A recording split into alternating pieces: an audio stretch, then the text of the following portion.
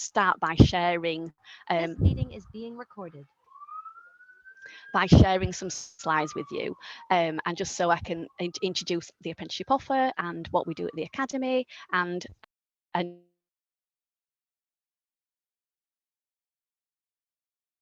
we've lost you again, Fiona.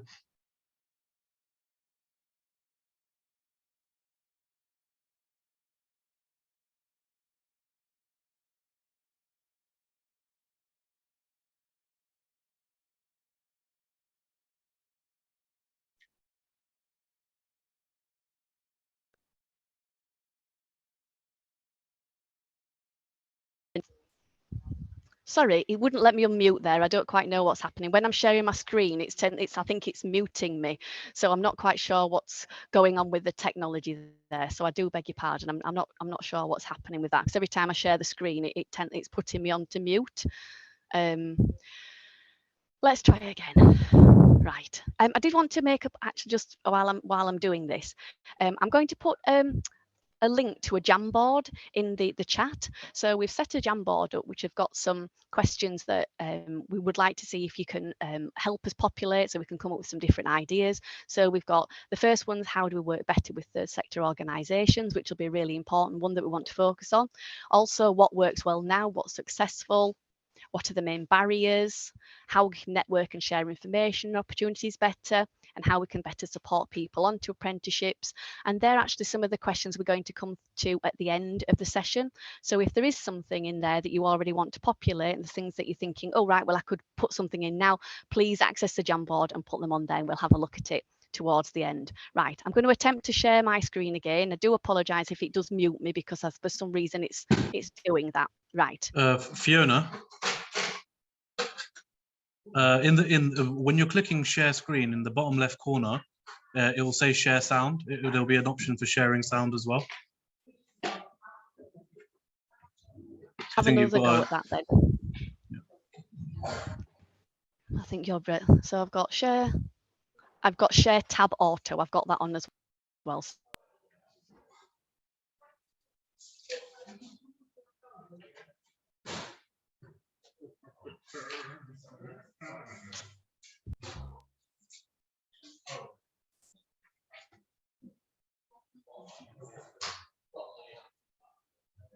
Please bear with us. Fiona, you're on mute again. What I'm going to suggest is we will share your slides, and if you can, and so that you can speak, and if you just let us know when you want us to turn over the slide. Yeah, I think that's a great idea. Would that be all right? Can you start the slides then, Alex? Oh, I need to probably, let's just see what we're up to. Do you have the slides? Can you just send them across? I can, of course, yeah. Won't be a second. I won't be sorry about this, everybody. I'll just send them now. Goodness me, everything's so technical and complicated. We'll get there in the end. You can absolutely guarantee that anything that you try and do with tech is going to be a disaster. I'm very definitely old school, meet in person.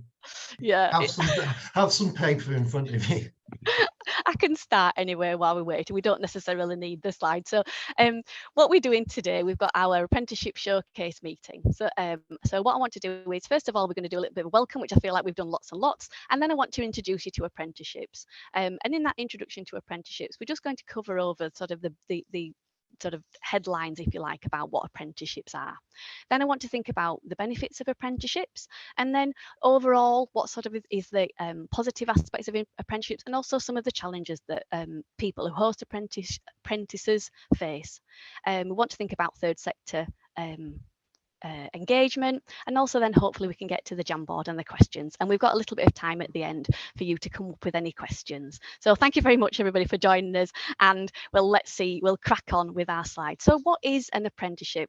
Well, a lot of people think of apprenticeships as things like plumbers or hairdressers, but put simply, an apprenticeship is a paid job. It includes annual leave and employee benefits as a regular employee would have.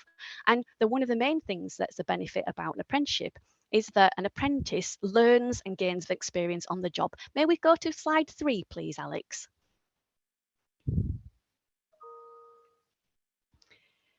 Alongside on-the-job training, an apprentice actually spends around 20% of their time in the classroom and learning. So it's a job which is based practically in a workplace, but also there's an element where the apprentice is on a college-based course as well with an accredited provider.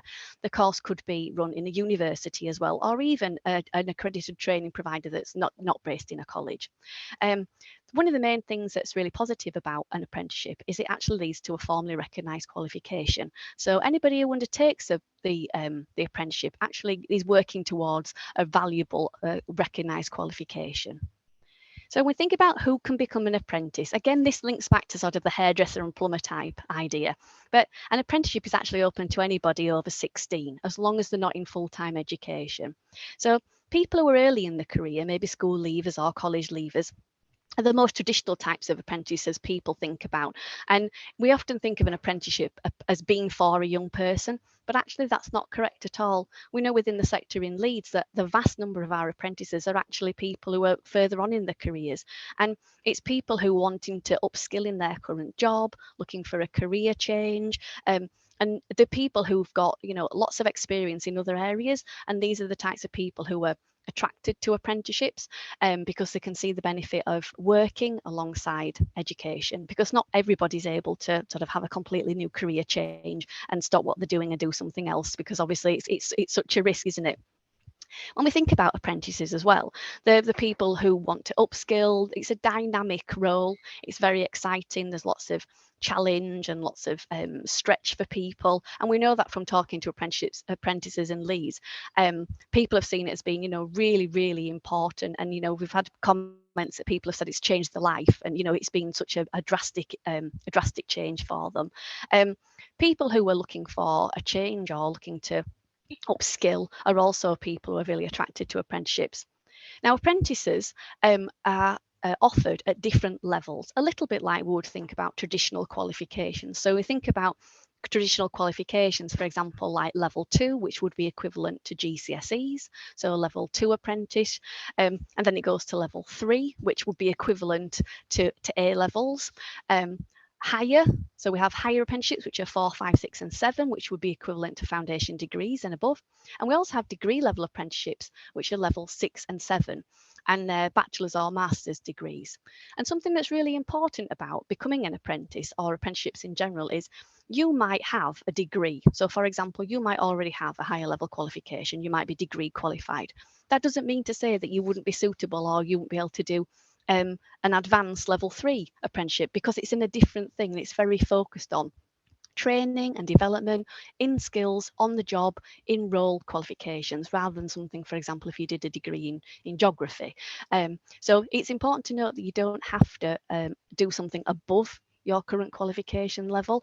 And equally, when we're thinking about people into entry-level jobs and things like that, you've got to have certain specifics. Things like maths and English are often tested, and you have to have those levels or certain levels of qualification. But it's not to say that there's not support out there, because there absolutely is. So if there's somebody who potentially left school and didn't maybe achieve certain qualifications, there's lots of support there. And I can give you an example of that. We actually had somebody within Leeds Health and Care System who completed a level 4 apprenticeship, which would be, you know, of a foundation degree level. And that person actually didn't have any formal qualifications at all and had been supported through maths and English, and actually were incredibly successful in the apprenticeship. So it really can sort of open doors for people. So it can be a window into, you know, potentially developing skills, but also if that person hasn't got the skills, that's not a barrier either. So we're thinking about, how do we recruit or become an apprentice? So when we're thinking about apprentices, an apprentice can be a new member of staff, or it can be an existing member of staff. So it's very varied when we're thinking about what we can offer to people within the sector. If it's an existing member of staff, then they can become an apprentice by joining the courses, if you would any sort of training or development. And it's about finding the right course and the right training provider to support that individual and the business. So we're thinking about colleagues within the third sector and sort of specific needs. There are certain apprenticeships which would be absolutely fitting and ideal for the sector. And then in other sectors as well. So we think about maybe, you know, in the hospital setting or in the council or something like that. So there's lots of apprenticeships. It's a very wide offer. So finding the right course, finding the right training provider, and there's lots of support out there to do that as well. It's important to note that it's a development opportunity, and it's best to find the right course for the person. So for example, an example I can give you, there's a data analyst apprenticeship that we run, and there's a data analyst and there's a data technician. One's a level 3, one's a level 4. It's about finding the right course for the right person depending on what they're doing and the set of skills they've got. So that's really important. So in thinking about recruiting somebody onto an apprenticeship, it's thinking about, time needs to be taken to think about what's the best fit for them. If you wanted to recruit an apprentice as in a new role, which is often the case when people wanting to sort of fill a need or they're wanting a development opportunity when they're in their organisation. Again, it's a similar process to recruiting any member of staff. It's about putting out a job advert to recruit an apprentice to fill that role. And then there's some setup you have to do on the gov.gov website, but it's very straightforward about creating a profile on there, and it's a way of accessing the funding and also accessing the training provider. It's a good idea if you're wanting to recruit an apprentice as a new member of staff to have all that set up in place first, rather than getting the apprentice and then finding the provider. But it's very easy, and we've got lots of support available for people. So if you were to put it into Google, it's called Employing an Apprentice on the gov.gov website. But it's very straightforward, and as I say, there's lots of support there about recruiting apprenticeships, and there's lots of experience within the Leeds system about taking on apprentices. May we have the next slide, please, Alex? Thank you. So this is sort of the nitty-gritty, if you like. This is the interesting bit. So how much does it cost? Well, to actually train an apprentice, it can be paid for fully by the apprenticeship levy. And there's good news, because if your organisation is too small to pay into the levy, which happens, you've got to have a certain, you've got to be a certain size business, there's an opportunity to share the levy. So larger organisations are happy to share the contribution they make into the levy so that it benefits smaller organisations. So for example, if there's a small organisation, a voluntary sector organisation, which only employs a small number of staff, you're still able to access that opportunity for training. And the training that's provided and is paid for directly. So it's not a case of you have to pay and it's refunded or anything like that. It's a system of transferring the money. So that's with regard to the training of the apprentice, and that covers their in-college training, additional needs and things that they actually might need. But there's also additional benefits for certain apprentices. So there are additional payments that you can get from the government if you take on apprentices. So there's £1,000 extra that you can draw down if you have an apprentice who's 16 to 18. So if you were to take somebody on who's in that early age sort of the career, somebody who's 19 to 25 who's got an education healthcare plan, so that's somebody who's got potential additional needs and has had support in school, there's that extra funding available there.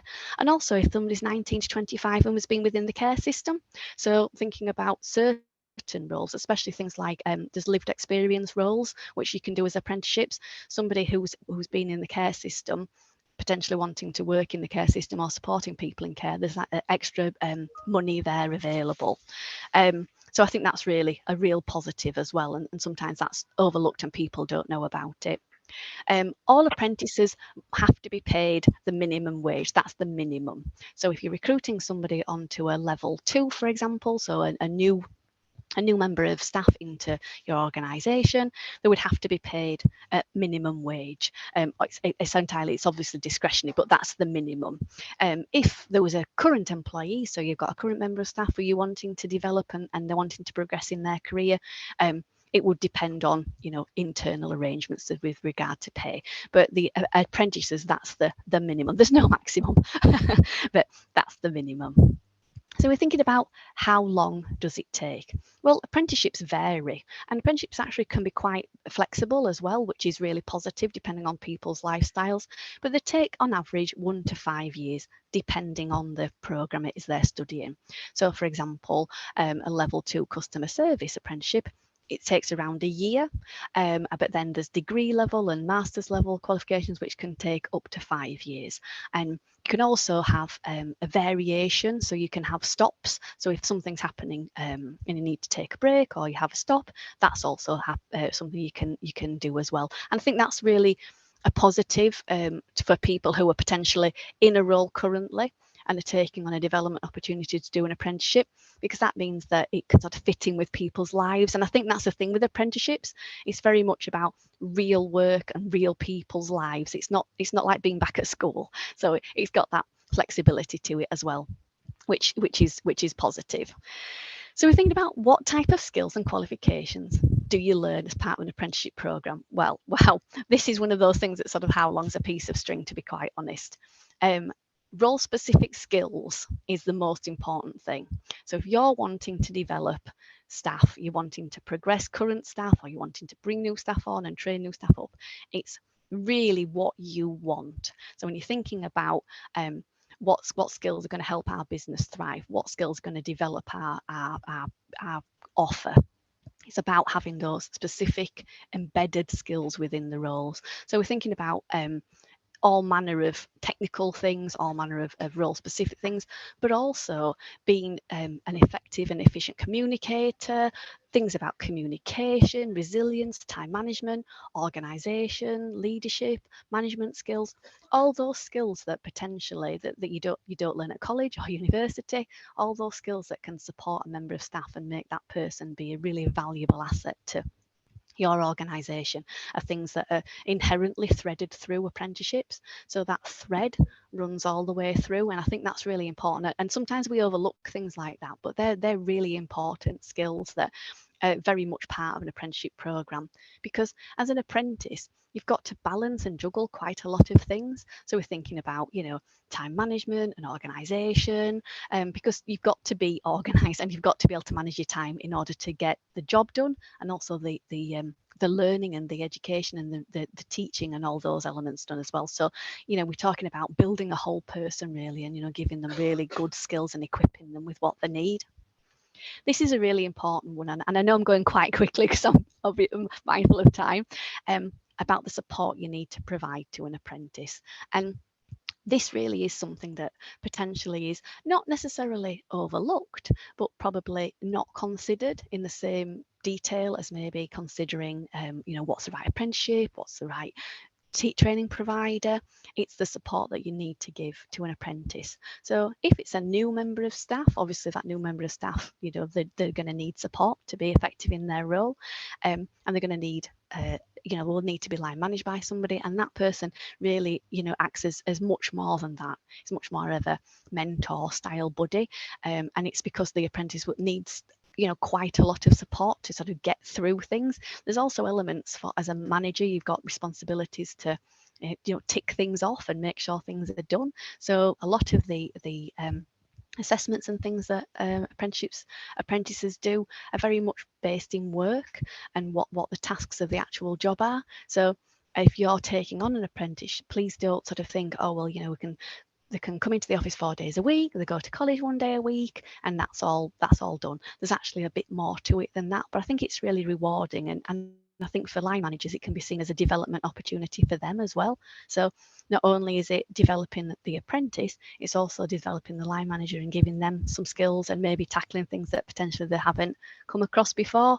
And I think when we're thinking about if it's an existing member of staff, that's a challenge as well, because that person's probably got a full portfolio of work.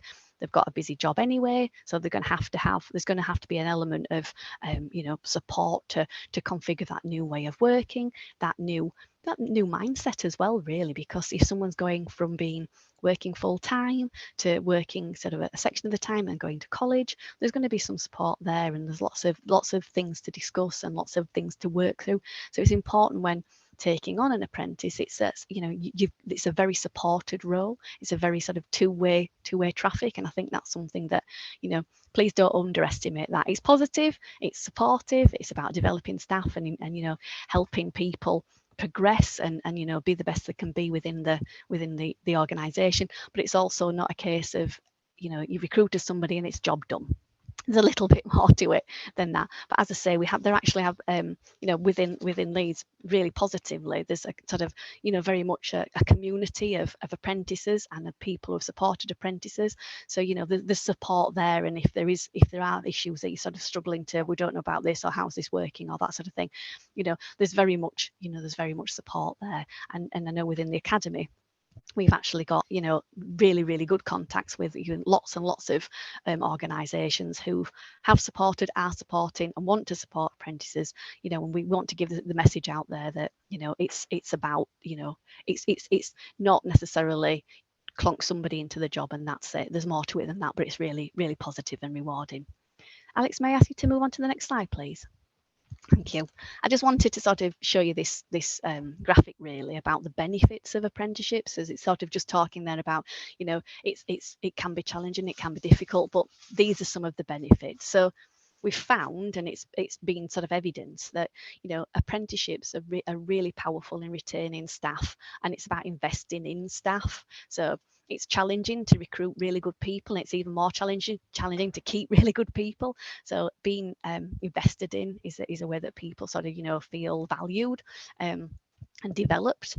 It really is a good way of developing clear career pathways, and I think that's one of the things sometimes where people can feel a little bit like, well, what's next, what's for me? I've been in this role for a certain number of years or whatever, or even not that long, and think, oh, where am I going, what can I do?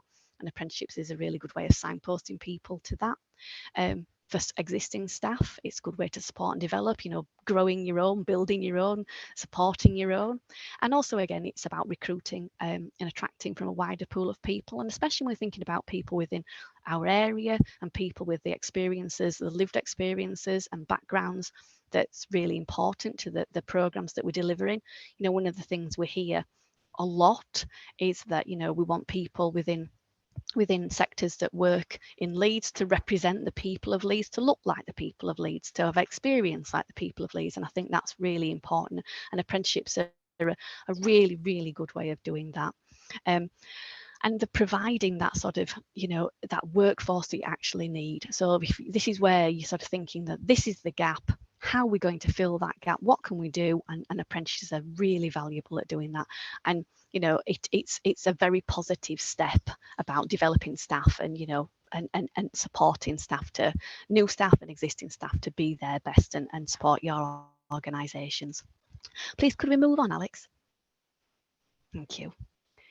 I wanted us to have a bit of a look at there's two slides, of this one and the next one, which are sort of covering the same thing really, but I just wanted to give you a bit of a flavour, a bit of an overview of apprenticeships. So what I've done is I've selected 6 apprenticeships that are ones that that run in Leeds, that people have been on, they're established, and sort of thinking about what they could offer to an organisation with regard to skills, and thinking about what the job titles could be and where they would fit in. So the business administration one is a really popular apprenticeship. It's I would say it's probably like the biggest numbers really, along with customer service. It's very much about that sort of all-round person. So it's thinking about working in HR, working in admin, personnel, marketing, all those sorts of key functions within an organisation. And again, with customer service, it's about those front-facing customer service roles, potentially working on reception or dealing with supporting people within an organisation. And it's all those skills that are really key to making a business tick over and being effective. So record keeping, communication, planning, project management, all those skills to do with planning and organising. So it's not exhaustive, it's not the whole list, of job titles, but it's very much about these are the key things. And you potentially in the past think about, oh, we need an administrative assistant, or we need someone to support HR. Well, that role could be done really efficiently by an apprentice, and at the same time as they're doing the work, they're actually gaining skills and qualifications which benefit the organisation much more than sort of the day-to-day running of the office, about developing systems and becoming a really ingrained member of staff, and that's really important as well. For things like voluntary sector, and we're thinking about those roles which are really specific to voluntary sector, there's a peer worker. The peer worker, that there are a number of peer workers, and on the next slide there's a youth worker and different ones, but this is a lived experienced apprenticeship, and this apprenticeship is actually is only open to people with lived experience. So for example, if you're wanting to recruit into specific roles which require somebody to have that experience, this apprenticeship is a real key one to supporting that person, retaining that person, skilling them up, because they've potentially got the experience, as in the lived experience, but they might not have the experience to, be really effective in that peer worker role. And this one's very much about interpersonal skills, communication, which you'd expect, teamwork, but also there's a lot of those softer skills like planning and organisation that's part of it, that would support the person who's got those skills already with the lived experience, but enables them to be like a much more effective member of the team. And it's about, potentially peer support workers, practitioners, care navigators, peer coaches and peer mentors.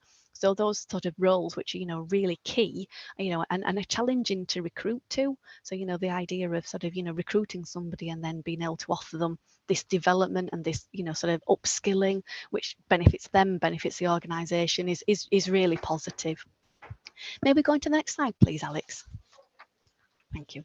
So these are the next three ones, which, the youth work was one which I was linking to with regard to the peer worker. This is a really popular one, and actually the youth worker, there's many different levels of qualifications for youth workers. So when thinking about the levels for apprenticeships, it's not just a one size fits all, it's really tiered. So if you're thinking about somebody who's pretty new into the role, there's an apprenticeship at a much more sort of introductory level, and then it gets much more technical as it goes on, and obviously the length of the apprenticeship gets longer. But sort of overall, the skills, it's all the skills you'd imagine. There's lots of communication, lots of partnership working, planning, monitoring, evaluation, all those things that we tend to do as our day-to-day jobs. And again, I've put different things, so this is related to the different levels of the apprenticeship. So you've got youth worker, you've got youth work manager, you've got community development workers and community development managers. So it's very much a tiered level of opportunities for youth worker. I know it's a challenging area as well to recruit into. The community health and wellbeing worker apprenticeship is one where within the academy we're actually trying to get this off the ground a little bit and trying to get some sort of momentum behind it. So hopefully that's something we want to be progressing. And we've got we're working with Leeds City College to sort of get that one off the ground, which is really important. I'm just going to go to the chat because I've just noticed that Rich has put in there, it's worth noting here that for organisations in receipt of funding from the Council of Youth Work, the minimum qualification requirement is level 3. So thank you, Rich, for that. That's fabulous. Yeah. So it absolutely depends on the organisation, and it really is positive with youth worker because there's really broad different levels of opportunity there. With the community health and wellbeing worker, this is a really broad sort of range, and I think what's really good is on the apprenticeship it can be tailored specifically to different areas. So there's core elements to it. So you might actually be a community health and wellbeing worker, or you could be a social prescriber, or you could be a health trainer, and you could be working in drugs and alcohol. But what you can do is you can do the core, and then there's specific modules tailored, or specific modules sort of, which would support you in that role. So I think that's something really important as well. The apprentices have got the opportunity to do different modules and select different things depending on their work and their role and their area. So some of the apprenticeships are a bit more of a sort of a fit, and then some of them are much more of a much more flex. And we are really fortunate within Leeds that we've actually had apprentices that we've run collaboratively that we've actually had as just a Leeds cohort. So we've had it as a special Leeds cohort because we've got really positive relationships and we're working collaboratively to develop these programs. So that's something that is something we're really keen to progress.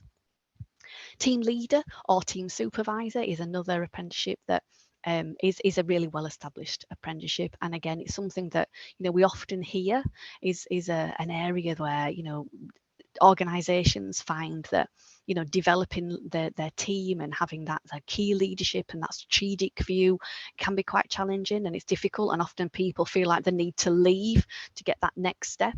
So team leader or team supervisor apprenticeship is a really important one, and it's really about developing those key leadership skills, because sometimes people are in those roles and maybe haven't had formal training or qualifications in those sort of leadership roles. So it's not just about, you know, line management, it's about much more than that. It's about relationship building and the organization, and, you know, like project management and finance and all those things that sort of rolled into one. And again, you could sort of almost put like every role, thinking about it, into this. You know, you've got the whole team leader and supervisors and department managers and, you know, business administration management and the whole thing. So it's a really broad one. And again, with the team leader and supervisor, depending on what area you work in, there are modules there specifically for, you know, certain areas. So if you've got more of a finance focus or a HR focus, there's things you can do, you know, there as well. But there's obviously the core that you do. Could we move on, please, Alex? Thank you. So I just wanted to share with you really a little bit about third sector uptake on apprenticeships that we run collaboratively at the Health and Care Academy. So it's really positive, and I think one of the things that I want to sort of draw your attention to is that we are supporting and we're working with third sector organisations, and it's not just one organisation that's sending 4 people, it's 4 organisations that are sending one person. So just for these 4 apprentices ships that we've got team leader, data analyst, project manager and chartered manager. So you can see we've got a 3, 2 4s and a 6. We actually run different ones as well. We've got some in between there, but we just want to share those with you, that we've actually got a really positive spread. So I think when we're thinking about, you know, how do we reach the third sector and how do we manage to, you know, key into different organisations, we've made some small steps currently. So we've got 4 third sector organisations who have sent 4 people on this course, which I think is really positive, but we want to do more than that. We want to sort of say, we've got 15 people, we want to do more than that, and sort of really it leads us on to how you can help and what can we do really. So may we go into the next slide, please? So this is sort of over to you really. These are the questions that are, this is what we've put on the Jamboard, and thinking about third sector partners, and we know there's lots of challenges, and, you know, it's nice to sit and share with you all the lovely things about apprenticeships and, you know, what it involves and how people can develop and all those really positive things we're thinking about, you know, that we all, you know, value, and because we value people and we value training people and retaining people. But I think we've got to think realistically as well, because we know there's lots of barriers and there's lots of challenges. And I wonder whether people want to put it in the chat, or I'll just have a quick look at the Jamboard, whether or not anybody's managed to pop something on the Jamboard. I don't think so. Sort of thinking about, you know, what works well now, you know, are there successful programs that you're able to tap into, that you feel that you've got, you know, trust in and are established, you know, and what works well with them. So I don't know if anybody wants to pop it into the chat, or anybody wants to pop the hand up, or, oh, does it need approval? Oh, sorry about that. See if I can share it again. I'll do that again, see if it share it with. Should be able to. Hopefully that should do the trick, Rich. Fingers crossed. But if you can't get, don't worry if you can't get onto the Jamboard, it should work now. I think we're having all sorts of, I think it's because I've moved from one, I've literally run across Leeds from one place to the other, and I think it was having a little bit of a wobble. But would anybody like to come in and say what works well now, any successful projects, programs that work within the third sector that you like to access? Does anybody have any ideas or anything that they've used in the past? Yeah. Thank you, Anne. Would you want to come in and just sort of talk to that point, Andrea? Would that be okay? Certainly. Hi, Fiona and Jess. Me Hello. again. Same conversation presentation.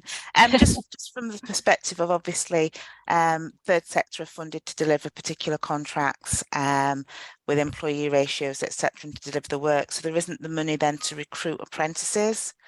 And I know for my organisation, WISE, we've delivered some very successful apprenticeship programmes. The cost of actually recruiting an apprentice is the challenge, because we can get the training fees paid, but actually there's still a salary and any other on cost to be paid. Yeah, I think that's we're hearing that a lot, Andrea, and it's really frustrating because sort of within the workforce, sort of the challenges within the workforce, that seems to be, I think, you know, it's fair to say, I don't know if there's nods going around, but I think that seems to be the biggest issue. I know we've talked about it in the past. It's been something when people have, so, you know, other organisations have, you know, bid for money and things. They've you know, actively sort of, you know, put that in, but it's very challenging. I think it's really difficult. It's really difficult. Nick, do you want to come in? Yes, please. So I'm working at Advice, and we've got a huge issue nationally in terms of recruiting. And just kind of echoing what Andrea said, we've recently had a number of vacancies, almost rolling recruitment, and then we went down to we've actually recruited trainees, which predominantly because it's going to be quicker to recruit people and train them up in 2 very intense months than keep recruiting and try and nick them off other organisations. But they're worried. So I mean, there's a massive issue. What's worked well in the past was when we were subsidised to train people, and I think, and we worked well with PATH then. That's our big issue, is paying people to train whilst they're training, and that's what stopped us really from looking at apprenticeships. And I'm looking now simply because I just think, well, is it something we're going to have to do anyway, and maybe across the sector start looking and paying into a pool that we recruit apprentices for? Yeah, I think it's a big challenge. Thank you so much, Nick, for sharing that. I think it's a big challenge, and you know, this is it's one of the conversations we've had a number of times, and I think that, you know, this is something where it's a broader issue, isn't it? It's a big issue, and I think that when we're thinking about, you know, this barrier, and if this is the thing that's sort of stopping us, you know, every time, stopping people accessing things. And also it's interesting, Nick, your point about this sort of, you know, it's quite easier to train people up, but it's like this rolling thing, and you know, and it's like a little bit of a brain drain, isn't it? Because if people you've trained somebody and they leave, you train somebody and they leave, it's quite exhausting, and really it's not an efficient use of people's time, and overall that potentially costs more. There's, you know, because that's not without cost, is it? Well, we kind of have that as an experience anyway with volunteers. Yes. And I think so. We're used to that, and are prepared for that to some extent. But what we're looking at here is training people with a salary, yes, that probably will go somewhere else that pays a bigger wage. So, for instance, we lose staff to the local authority, but they get to the local authority and they've got all their interpersonal skills and everything like that. Yeah. And that's, when it's a trainee, a volunteer, I don't mind too much, but when I've paid somebody to train, it becomes an issue. Yeah, I suppose it is about the idea. I suppose one of the things that we have with apprenticeships is the idea of, you know, and people have got free will, haven't they? They can move, but you know, it's about valuing them and training them, and hopefully giving them a career path and giving them the opportunity to progress within organisations. But that's really challenging, I appreciate, especially with smaller organisations. It really is. Rich, do you want to come in? Just a couple of thoughts. I mean, we've got a couple of apprenticeships here. We work in our payroll team. Many people in the room will know that we provide payroll for quite a lot of the sector, certainly the smaller organisations in the sector. So I'm really aware of the challenges around third sector organisations and short-term contracts. But I do wonder whether some of those kind of central functions, which are often rolling, often, you know, part of our, I suppose, our core delivery, where our organisations are a little bit more secure, although times are challenging, might be an area to look at apprenticeships. Just on next point around paying into a pool, when Fiona and I and Jess and I were talking about this this session, I do have a sense that to get over that big barrier of how do lots of small organisations engage in what are quite complicated programs and increasingly not, you know, and funding dependent. I do have a sense that some kind of umbrella approach to certainly inform and enable people to access apprenticeships and perhaps pool funding to support that would be a real way forward. I think it's a way down the line though, because it's a really difficult thing to pull off when there's 3,500 different organisations in the city. Yeah, absolutely, Rich. I would echo that definitely, and that's something we've discussed, haven't we? And I think that there's definitely a desire and a will to do it. How we would do it would probably be, you know, incredibly complicated. And I would say that, you know, we do collaborate with apprenticeships, and as I sort of highlighted those 4 that we do, you know, there's lots of support, but it is very much it is a massive challenge. And I think, you know, there's definitely will, but I think it's a challenge, and there's something which, you know, we haven't got a pot of money or you know, where we can't sort of go, oh, there's this or that, and you know, that's not, unfortunately, you know, that's not the environment we're in, and it's really difficult, because if that's the challenge, the barrier, which I think it is, it makes it more difficult. But I think, like you're saying about having, you know, that support and developing talent is, you know, is really important, and it is difficult. I know when Nick was saying about, you know, they train everybody up and you get all those super benefits, and then people leave to go to work for the council. But I suppose it's how we retain,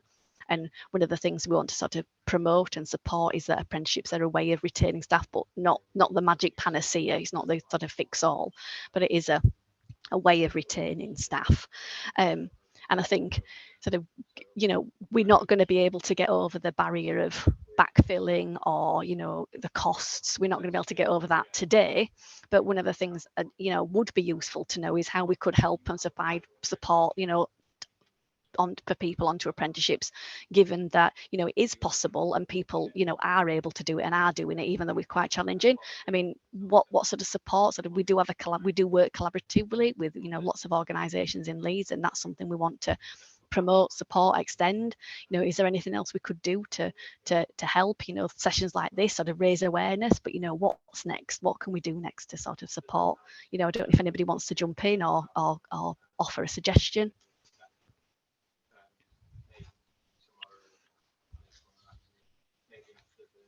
Maybe that's something you could think about and pop on the Jamboard potentially. If there's something where, you know, you think, yeah, you know, we want to do this, but we need to know more, or we want to know about training providers, that could be something you think, oh, well, you know, I'm not sure who we would approach or where we would go or how we would do, you know, what would be next, how could we work it out? You know, that's something we could definitely look at and want to see if we could do. That sounds good. Thank you. Thank you, Rich, there with the, what do you call them? I can't think what they're called, reactions. Sort of. Yeah, could I ask, how do people, because I don't know, how if people are interested in the collaborative cohorts, so those 4 roles that you put up earlier, and how going into an apprenticeship with other colleagues from around the health system, how would they find out about those cohorts when they were running and how to access them? Fabulous. Yeah, super question. Thank you, Rich. Right, so head over to our website, so the Leeds Health and Care Academy.